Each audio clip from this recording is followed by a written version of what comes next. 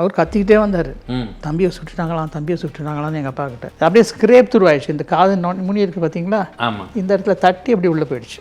ஆக்சுவலாக இங்கே தான் இருந்தாங்க ராயப்டாவில். அப்போ இவர் நல்லா பேசிக்கிட்டு தான் இருந்தார்.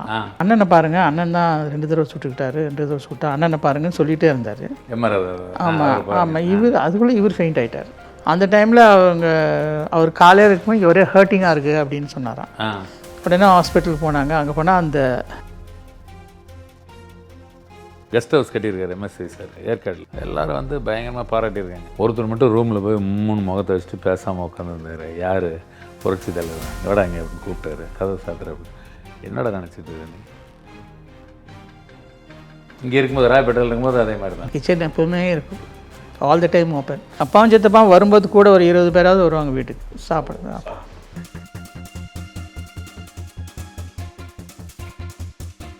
வணக்கம். இனிய தமிழ் நெஞ்சங்கள் அனைவருக்கும் வணக்கம். இப்போது தங்கத்தலைவன் நிகழ்ச்சியில் புரட்சி தலைவரை பற்றி பல அரிய தகவல்களை பார்த்துட்டு வரீங்க. இன்றைக்கி நம்ம பார்க்குறது யார் அப்படின்னு கேட்டிங்கன்னா, மக்கள் திலகம் இதய தெய்வம் புரட்சி தலைவர்களுடைய அண்ணன் மகன் எம்ஜிசி ராஜேந்திரன் அவர்கள். அவர்களோட நான் உரையாடியிருக்கேன். நிறைய ஏற்கனவே இன்டர்வியூலாம் கொடுத்துருக்காரு. இருந்தாலும் நம்மக்கிட்ட பல அரிய தகவல்களை பகிர்ந்துருக்காரு. அந்த நிகழ்வை நீங்கள் பார்க்கலாம். நன்றி, வணக்கம். வணக்கம். உலகெங்கும் இருக்கும் தமிழ் நெஞ்சங்கள், புரட்சி தலைவருடைய உயிருக்கு உயிரான ரசிகர்கள் அனைவருக்கும் விஜயராஜகனுடைய அன்பு வணக்கம். தங்கத்தலைவன் அப்படிங்கிற பேரில் புரட்சி தலைவருடைய முக்கியமான நிகழ்வுகளை நீங்கள் பார்த்துட்டு வரீங்க. இப்போ புரட்சி தலைவர் வந்து மக்களை என்ன சொல்லுவாங்கன்னா, என் ரத்தத்தின் ரத்தமே அப்படின்னு சொல்லுவாங்க. ஆனால் புரட்சி தலைவருடைய உண்மையான ரத்தத்தின் ரத்தம் அப்படின்னு யாருன்னா, புரட்சி தலைவருடைய சகோதரர் அண்ணன் திரு எம்ஜி சக்கரபாணி அவருடைய மகன் திரு ராஜேந்திரன் சார் அவரோட கலந்துரையாட போகிறேன். அந்த பதிவை நீங்கள் பார்க்க போகிறீங்க. வணக்கம் சார். வணக்கம் சார். இப்போது நாங்கள் தங்கத்தலைவன்கிற பேரில் ஓம் சரவண சேனலுக்காக பண்ணிகிட்ருக்கோம். உங்களோட இன்டர்வியூலாம் நிறையா நாங்கள் பார்த்துருக்கோம். சரி, எங்கள் இதில் நீங்கள் கண்டிப்பாக இருக்கணும் அப்படிங்கிறது ரொம்ப நாளாக என்னுடைய வேண்டுதல், கடவுள்கிட்டையும் வேண்டுதல். உங்கள் சக்கரபாணி சார், சத்யபாமா, புரட்சியாளர் எல்லாத்தையும் நாங்கள் வேண்டிகிட்டே இருந்தோம், அது பதிவு பண்ணணும் அப்படின்னு சொல்லி. ஸோ முக்கியமான புரட்சி தலைவருக்காக பேக்கில் இது மட்டும் வெளியே பெருசாக தெரியாதவங்க எல்லாத்தையுமே நான் இந்த பதிவில் காமிக்கிறேன். ஏன்னா உண்மையான ரசிகர்கள் யாருக்கும் போய் சேர்றதில்ல. அப்போது மக்களுக்கு தெரியணும் இல்லைங்களா, இப்படிலாம் இருக்காங்க, இப்படி இருக்குன்னு தெரியாமல் அந்த பதிவு இல்லாமல் இருந்தனால தான் இதை ஒரு சிறமேற்கொண்டு இந்த பணியை நான் பண்ணிட்டு. சொல்லுங்கள் சார், இப்போ நீங்கள் புரட்சி தலைவர்களோட எப்படி உறவு முறை அப்படிங்கிறது மக்களுக்கு சொல்லுங்கள் சார். நான் எல்லாரும் சொல்லியிருக்கேன், இருந்தாலும் நீங்கள் உங்கள் வயலில் சொல்லுங்கள் சார். அவங்க அண்ணன் எம்ஜி சக்கரபாணி இருக்கார் இல்லையா? ஆமாம். அவருக்கு 10 பேர். ஓ, 10 குழந்தைங்க. அந்த 8th in the order.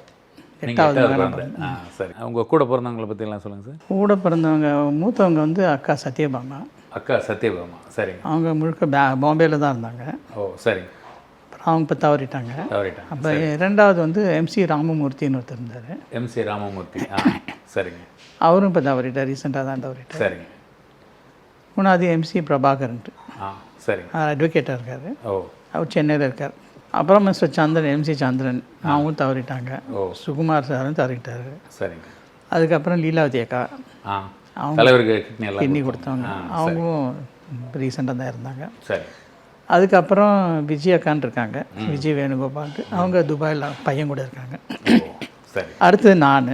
ஓ, எனக்கு அடுத்தது பாலுன்ட்டுதாங்க. ஓ, எம்ஜிசி பாலுன்ட்டு. அவர் எங்கே இருக்காரு? அவரும் இறந்துட்டார். ஓ. அதுக்கப்புறம் என் தம்பி விஜயகுமார். ஓ. இப்போ தான் ரீசெண்டாக ரிட்டையர் ஆகி சென்னையில் தான் இருக்கார். அவர் இருக்கார். சரி சார். புரட்சி தலைவரை நீங்கள் வந்து எந்த வயசில் உங்களுக்கு நினைவு தெரிஞ்ச சின்ன குழந்தைலேருந்து இருந்திருக்கலாம், எந்த வயசில் நீங்கள் பார்த்தீங்க? அப்போ புரட்சி தலைவர் எங்கே இருந்தார்? எந்த வயசில்? இங்கே 52 தான் நான் பிறந்தது. அதே லாய்ட்ஸ் ரோடு வீட்டில் தான். லாய்ட்ஸ் ரோடு வீட்டில். அப்போ அவங்க எல்லோரும் ஒன்றா தான் இருந்தோம். ஓ, எல்லாம் ஒரே இதாக? அப்போ தான் அவர் என்ன முதல்ல பார்த்தார் 52. சரிங்க. நாங்கள் எல்லாம் 62 வரைக்கும். எங்கள் அம்முக்குட்டி செரியம்மான்னு சொல்லுவாங்க, சதந்தவதியம்மா. ஆமாம். அவங்க வந்து 62ல் இறந்தாங்க. சரி. அது வரைக்கும் அவர் இங்கே தான் இருந்தார். ஓ, சரி. அதுக்கப்புறமா அவர் சித்தி நினைவு இருக்குதுன்னு சொல்லிட்டு, ஓ, சதானந்தவதியம்மா நினைவாக அப்படின்னு சொல்லிட்டு ராமாவரம் மாட்டணும். சரி. ஆக்சுவலாக அது வீக்லி ஸ்பாட் மாதிரி வச்சுருந்தார் எங்கள் அப்பா. ஓ. எல்லோரும் அங்கே வர போவோம். ராமாவரம். ஆமாம். சித்தப்பாவும் வருவார். அந்த மாதிரி தான் இருந்தது. ஆனால் அதுக்கப்புறம் இவர் பெர்மனெண்ட்டாக அங்கே போயிட்டார். வீட்டுக்கெல்லாம் வரும்போது நீங்கள் ஸ்கூல் படிக்கும் போதெல்லாம் வந்து பார்ப்பாரா? மார்க் ஷீட் அந்த மாதிரி எதாவது கேட்பாரா? என்ன படிச்சிட்டிங்க என்னன்னு அப்படி கேட்பாரா? அதெல்லாம் கேட்பாருங்க. நாங்கள் அதிகம் அவரை பார்க்குறதே பெரிய விஷயம். ஓ. அவரை நாங்கள் அதிகம் நேராக பார்க்க மாட்டோம், பயந்துக்கிட்டு. ஓ. ஏன்னா என்ன கேட்பாரு எது கேட்பாருன்னு தெரியாது. ரொம்ப ஸ்ட்ரிக்ட் அவர், ரொம்ப ஸ்ட்ரிக்டாக இருப்பார். பயங்கர ஸ்ட்ரிக்ட். அதனால் we avoid him all the time. ஓ, அதுக்கு அப்படி நாங்கள் மாட்டோம்னா அவர் கேட்பார், என்ன படிக்கிற, என்ன மார்க்கு எல்லாம் அப்படின்னு கேட்பார். எங்கள் அம்மாவை கூப்பிட்டு கேட்பார். ஓ, அம்மா நடந்துன்னு சொல்லுவாங்க, குறும்பு பண்ண ஏதாவது நான் சொல்ல எல்லாத்தையும் போட்டு நல்லா திட்டுவார். ஓ, நல்லா அடிப்பார் வேறு. ஓ, அடி தான் பயங்கரமாக அடிப்பார். அடிச்சிடுவார். சமயங்களில் சில மாதிரி சாப்பிட்டுட்டு இருக்கும்போது திடீர்னு வந்துடுவார். ஆ, அந்த டைமில் நான் பார்த்து என்ன ஆச்சு நீ, இப்போ ரெகுலர் செகண்ட் கிளாஸில் செகண்ட் ஸ்டாண்டர்ட் படிக்கும்போது இந்த மெடல்லாம் வாங்கிட்டு இருந்தேன். எந்த ஸ்கூலில் படிச்சீங்க? இந்த ரோசரி மெட்ரிகுலேஷன்ஸ் நீ சாந்தோம் பேலஸ் ரோட்டில் இருக்குது. சாந்தோம்ல? சரிங்க. அப்போ அந்த மெடல்லாம் என்னாச்சுன்னு கேட்டார். அதனால் எவ்ரி மந்த் அந்த மெடல் நாங்கள் ரிட்டர்ன் பண்ணுவோம் எக்ஸாம் முடிஞ்சதும். ஓ, சரிங்க. அது கோவப்பட்டார். நான் எப்படி எக்ஸ்பிளைன் பண்ணுறதுக்கு பயம், எக்ஸ்பிளைன் பண்ணாமலே விட்டுட்டேன் நான். ஓ, அந்த மாதிரி சில இன்சிடென்ட்ஸ் தான் நடந்திருக்கு. ஓ, அப்புறமா அந்த 62க்கு அப்புறம் வந்து போவார் வீட்டுக்கு. ம், அடிக்கடி வந்து போவார். எங்கேயாவது வெளியே போனால் அப்படியே ம், அப்பா பார்க்க வருவார். ஓ. அந்த மாதிரி தான். அப்போது இது அவர் நடித்த படங்கள்லாம் நீங்கள் போய் தேட்டரில் பார்ப்பீங்களா? எல்லாமே பார்ப்பேன். ஃபர்ஸ்டே போய் பார்ப்பேன் எல்லாம். ஃபர்ஸ்ட்லேயே பார்ப்பீங்க.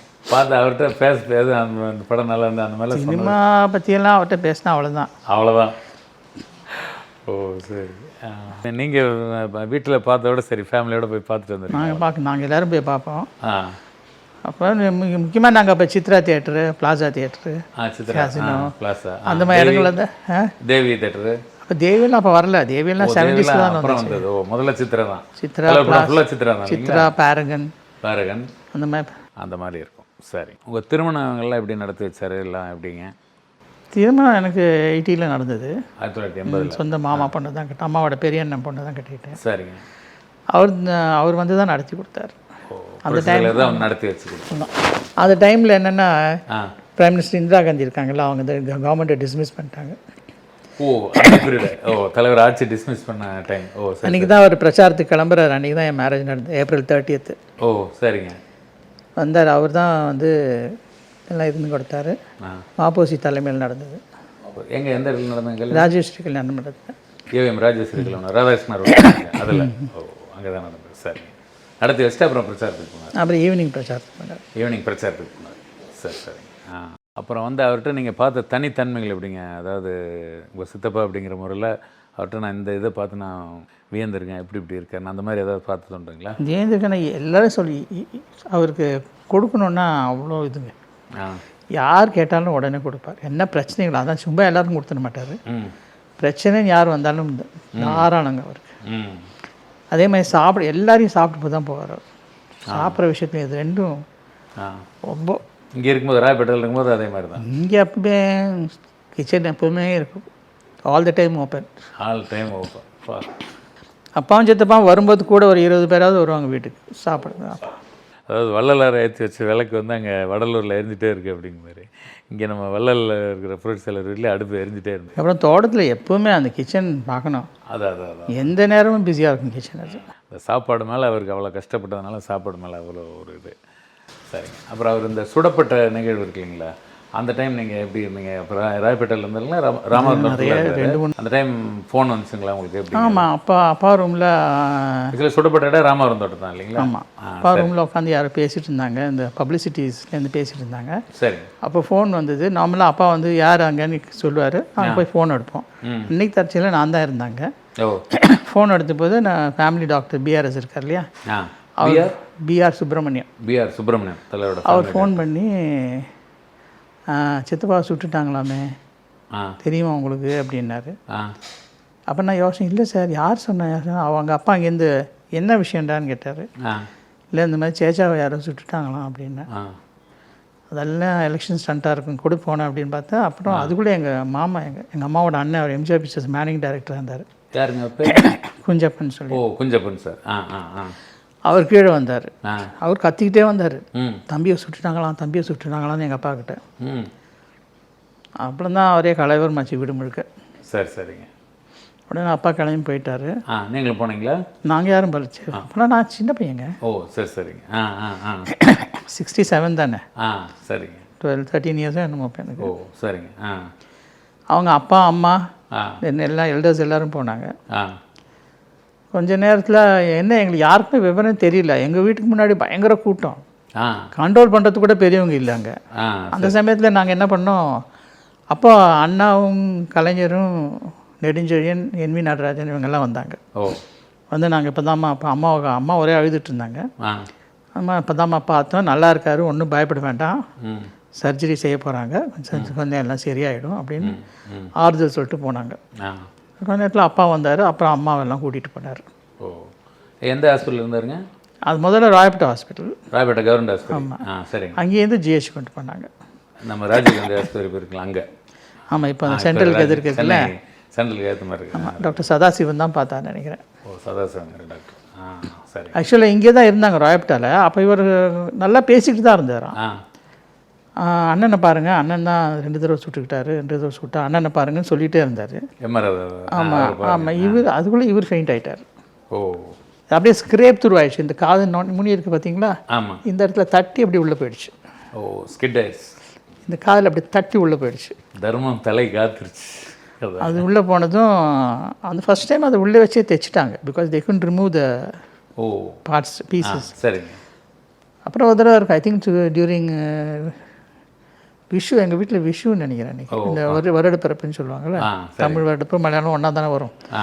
அந்த டைமில் அவர் காலையில் இருக்கும்போது ஒரே ஹர்ட்டிங்காக இருக்குது அப்படின்னு சொன்னாராம்.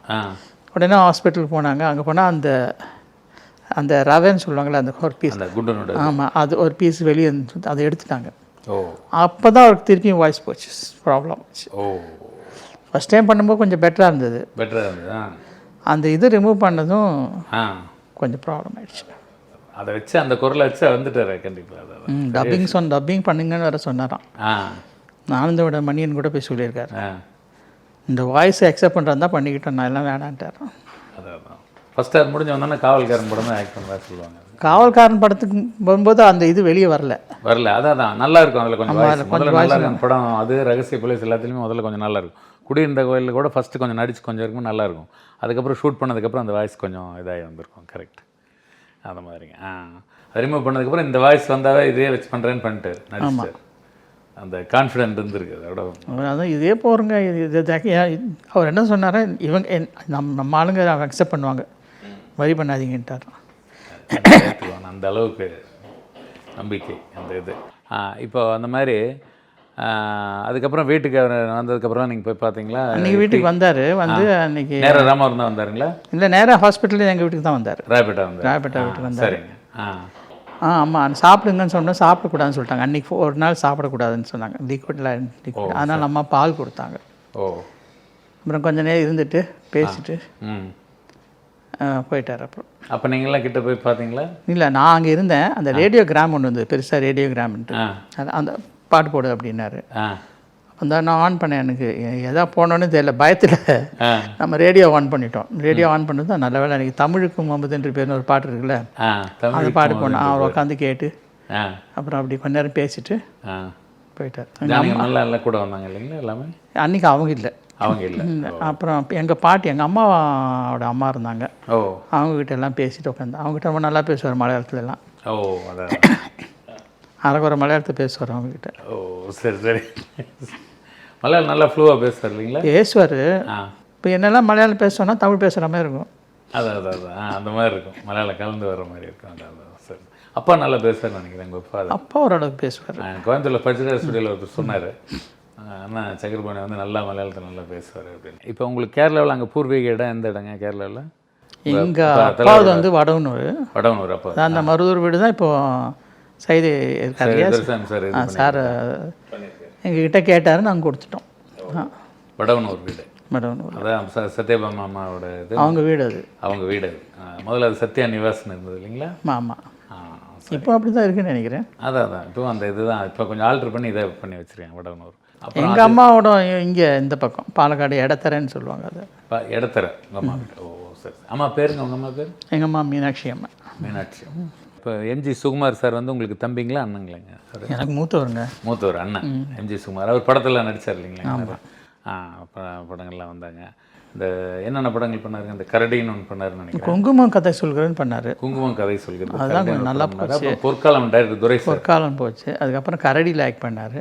கரடியில் ஆக்ட் பண்ணார். நிறைய படங்கள் வளராமலே போயிடுச்சு. வளராமே போயிடுச்சு. சரிங்க. ஸோ அதுக்கு தலைவர் எதிர்ப்பில் ஒன்றும் சொல்ல? தலைவர் எதிர்க்கலை.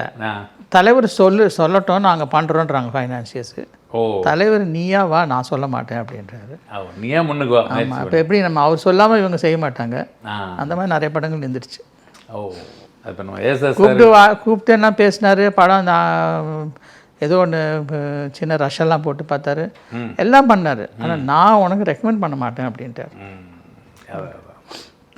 அப்போ ஏஎஸ்எஸ் சார் கூட சொன்னாங்க, எங்கள் பையனுக்கெல்லாம் கேட்டாங்க, நான் எப்படி வந்தேன்னா வந்துங்க. யார் சொன்னேன்? ஏஎஸ்எஸ் சார்கிட்ட ஒரு தடவை டிஎம்எஸ்ஐ வச்சு இது பண்ணும்போது கேட்டதாக சொன்னார். நான் என் பையனுக்கெல்லாம் ரெக்கமெண்ட் பண்ணல, நீ இதில் வர்றதுனா வந்துக்க போய் கேட்டுக்கு, நான் அதை தடுக்கல. நம்ம வந்து நீங்களா அது வந்தால் தான் அது என்னன்னு தெரியும். சில பேரோட அது கொள்கையாக கூட வச்சுருந்துருக்கலாம். தம்பி பாலு இருந்தான், பாலு ரொம்ப பாடுவான், ரொம்ப நல்லா பாடுவான். ஓ ஸோ இந்த சினிமா அரசியல் பக்கம் யாருமே அவங்கள அரசியல் பக்கம் யாரையும் வரவிட வேண்டாம், வரவே கூடாதுன்றார் இல்லைங்களா?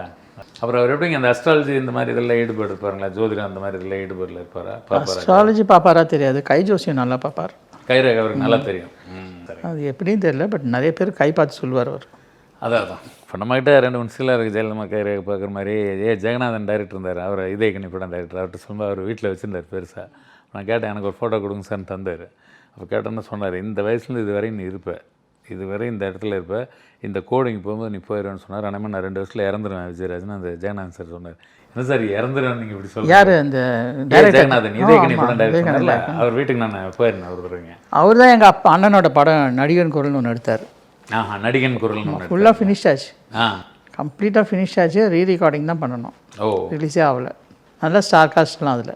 அதான் நம்பியார் சார் இருந்தார், தேங்காய் சீனிவாசன் சார் இருந்தார், விகேஆர் இருந்தார்.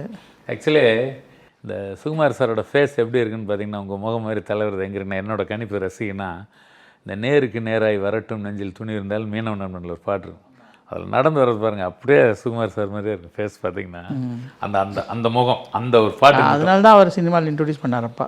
அதான் அப்படியே இருக்கும், அந்த நடந்து வர்றதெல்லாம் அப்படியே இருக்கும். நீங்களாம் வந்துக்குன்னு சொல்லி, ஸோ அதை ஒரு கணக்காக கூட நினச்ச வச்சிருக்கலாம். இந்த மாதிரி நம்ம ஃபேமிலி ஆள் யாரும். ஆனால் இப்போ பாருங்கள், இப்போ எல்லாருமே அவங்களுடைய வாரிசுகளை எல்லாம் வளர்க்குறாங்க. ஆனால் அவர் அந்த மாதிரி பண்ணலை. அது சில விஷயங்கள் கொள்கை இது. அந்த மாதிரி நம்ம இதில் எம்எஸ்சி சார், நம்ம இதில் டிஎம்எஸ்சி இதில் எடுக்கும்போது ஒரு வார்த்தை சொன்னாருங்க. அவர் வந்து ஒரு கெஸ்ட் ஹவுஸ் கட்டியிருக்காரு எம்எஸ்சி சார். எங்கேன்னா நம்ம ஏற்காடில். எல்லோரும் வந்து பயங்கரமாக பாராட்டியிருக்காங்க. வந்து கெஸ்ட் ஹவுஸ் வாங்கிட்டேன் ஏற்காடில், பரவாயில்ல, வாழ்த்துக்கள். ஒருத்தர் மட்டும் ரூமில் போய் 3 முகத்தை வச்சுட்டு பேசாமல் உட்காந்துருந்தார். யார்? புரட்சி தலைவர் தான். இங்கே வாடாங்க அப்படின்னு கூப்பிட்டாரு. கதவை சாத்துற அப்படின்னு. என்னடா நினச்சிட்டு இருக்கிற நீ? எதுக்கு போனோம் இங்கே ஏற்காடில் கெஸ்ட் ஹவுஸு? என்ன நீ எப்படி இருந்தால் ஒரு வேளை சாப்பாட்டு நம்ம கஷ்டப்பட்டு வந்தோன்னு தெரியாதா? என் பசங்களை மெட்ராஸ் ஸ்கூலில் படிக்க வச்சா படிக்க, ஏற்காடில் கான்வென்ட்லாம் கொண்டு படிக்க வைக்கணுமா? ரொம்ப தப்பு நீ பண்ணுறது, பார்த்துக்க, நீ பின்னாடி ஃபீல் பண்ணுவேன்னு சொன்னார் அப்படின்னு என்கிட்ட சொன்னார். நான் அப்போ வந்து எனக்கு அது கோபம் வந்தது, இவருக்கு வந்து நம்ம வீடு வாங்கிட்டு பிடிக்கலான்ட்டு. அப்போதான் சொன்னாருக்கலாம், வசதியாக இருக்கலாம், ஆடம்பரமாக இருக்கக்கூடாது, நினப்பு வச்சுக்க. ஆடம்பரமாக இருக்கிறது இல்லை. அவர் ரூமை நீங்கள் பார்த்தீங்க பண்ணுங்க. அதான் தலைவர் ரூம் போய் பார்த்தீங்கன்னா ரொம்ப சாதாரணமாக இருக்கும், ரொம்ப ஆடம்பரமெல்லாமல் ஒன்றும் இருக்காது. சும்மா நான் ஒரு கட்டில் இருக்கும், இந்த சைடில் நிறைய ஃபோன் இருக்கும், ஒரு பெரிய டிவி இருக்கும், அவ்வளோதான். அவ்வளோதான். அந்த சிம்பிள் சிட்டி. அதை நீங்கள் அரச கட்டில் உங்கள் பிரதர் பேரில் தான் எடுத்து அப்போ தானே டைரக்ட் பண்ணது? அரச கட்டில் அப்பாவும் அக்கா, பெரிய அண்ணனும் அக்காவும் ப்ரொடியூசர்ஸு. சார் அப்பா டைரக்ஷனு. உங்கள் அப்பா direction, Chakrapani sir direction. So அதுலேயே ஜெயலலிதா மட்டும் பேசும்போது அவங்க ஏதோ ஒன்று சொல்லுவாங்க, அந்த மாதிரி சொர்ண சார் டைலாக். நம்ம சொர்ண சார் ரொம்ப பழக்கம்னு வச்சுங்களேன், ஃபிலிம் டிவிஷனில் சேர்த்து விட்டு. சொர்ணம்லாம் எங்கள் வீட்டிலே இருந்தார். அதான் 72 கட்சி பிரிஞ்சதால அவர் போக வேண்டியதாக. அதான் 2 பக்கம் நான் மாட்டிட்டேன், அதனால் போக முடியலன்னு சொல்லுவேன். நிறையா தலைவரை பற்றி நான் அவர்கிட்ட நான் கேட்டிருக்கேன். அதில் அப்போ சொல்லும்போது சொன்னார், அதில் ஒரு இது வரும், நீ என்ன பெரிய ராஜன் தான் நினச்சிட்டு இங்கே வந்து பாரு அப்படின்னு பார்த்தா ஒரு சாதாரண கட்டில், அரச ஒரு பாய், இதுதான் என்னோட இதை தவிர நானாக தான் இருக்கேன்னு அரச கட்டில் இல்லை வந்து. ஆனால் இன்னொரு விஷயங்க, அவர் டேபிள் உட்காந்து சாப்பிட்டே பார்த்தது கிடையாது நாங்களே. தரையில் தான் உட்காந்து சாப்பிடுவார். கட்டிலேருந்து கீழே இறங்கி தட்டில் வச்சு அவங்க சாப்பிடுவார். அப்புறம் இந்த விஷு இந்த மாதிரி ஓணம் இந்த மாதிரி பொங்கலுக்கெல்லாம் நீங்கள் போய் காசு எல்லாம் வாங்குறது, அவர் வருவார் இங்கே ராய்பேட்டாக்கு வருவார், எல்லாருக்கும் வந்து பணம் கொடுப்பார். நீங்கள் அப்படி வாங்கியிருக்கீங்களா? ₹1 காயின்லேருந்து ₹100 வரைக்கும் வாங்கியிருக்கோம். அவ்வளோ வருஷம். I think 100 was the last time. 100 was last time. அப்போல்லாம் கேட்பாருங்களா, என்ன படிச்சிருக்கீங்களா, என்ன பண்ணுறீங்க, என்ன மாதிரி? யார் அங்கே நிற்பாங்க, வாங்கிட்டு ஓடிடுவோம், கிட்டே நிற்கிறதே இல்லை.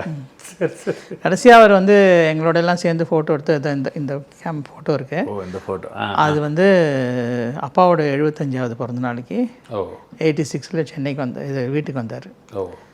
ஃபுல் டே இருந்தார். மத்தியானம் லஞ்ச் முடிகிற வரைக்கும் இருந்தார். ஓ. ஆனால் அப்பாவும் சித்தப்பா ரொம்ப நேரம் பேசிகிட்டு இருந்தாங்க, பல கதைகளை பேசிகிட்டு இருந்தாங்க தனியாக. அன்றைக்கி எல்லோரும் வாங்க ஃபோட்டோ எடுத்துங்கன்னு அவரே கூப்பிட்டு எல்லாரையும் ஃபோட்டோ எடுத்துக்கிட்டார். இப்போ இறந்தது கூட தலைவர் அந்த ராதாகிருஷ்ணரோட சுடுகாட்டு இல்லைங்களா, அது வரையும் நடந்தே போன வீடியோலாம் காட்டுறாங்க. அப்போ அமெரிக்கா போயிட்டு வந்ததுக்கப்புறம் தான் இல்லைங்களா? ஆமாம், ஆஃப்டர் த ஆப்ரேஷன் தான். எல்லாரும் வேண்டாம் வேண்டாம்னாங்க, அவர் கேட்கல. சரிங்க. யாருங்க? அப்போ சித்தப்பா. சித்தப்பா. வேண்டாம், மயானத்துக்கெல்லாம் போக வேண்டாம், ஏன்னா அவருக்கு இது இன்ஃபெக்ஷன் வரக்கூடாது. இன்ஃபெக்ஷன் வரக்கூடாதுன்னு சொல்லுவாங்க. அது அங்கே மயானத்துக்கு போனால் நல்லதாக இருக்குமான்னு கேட்கறதுக்காக தான். நேராக வந்துட்டார் ராதாகிருஷ்ணன் சொல்கிறார். நியூஸ்லாம் காமிச்சாங்க அப்படியே அழுதுட்டு இருக்கிற மாதிரி. அவர் அதுக்கு முந்தின நாள் வெலிங்டன் ஹாஸ்பிட்டலுக்கு வந்தார். இந்த மாதிரி சீரியஸாக இருக்குன்னு டாக்டர் ராஜகோபால் சொன்ன உடனே அவர் வெலிங்டன் ஹாஸ்பிட்டல் வந்தார், ரொம்ப நேரம் இருந்தார். ஆக்சுவலாக அவர் வெண்டிலேட்டரில் தான் போட்டிருந்தாங்க அப்பாவை. இவர் வர வரைக்கும் வெயிட் பண்ணாங்கன்ட்டு. இவர் போனதும் வெண்டிலேட்டர் ரிமூவ் பண்ணிட்டாங்க. ஏன்னா அவர் இருக்க வேணான்ட்டாங்க, போக சொல்லிட்டாங்க. அப்புறம் மார்னிங் 6:30 வந்துட்டார் திருப்பி வீட்டுக்கு. வந்து ராயப்பேட்டை அங்கே தான் வந்ததில்ல. அங்கேருந்து ராதாகிருஷ்ணன் ரோடு வரைக்கும் நடந்தார். பாரு, சகோதர பாசங்கிறது அந்த அளவுக்கு.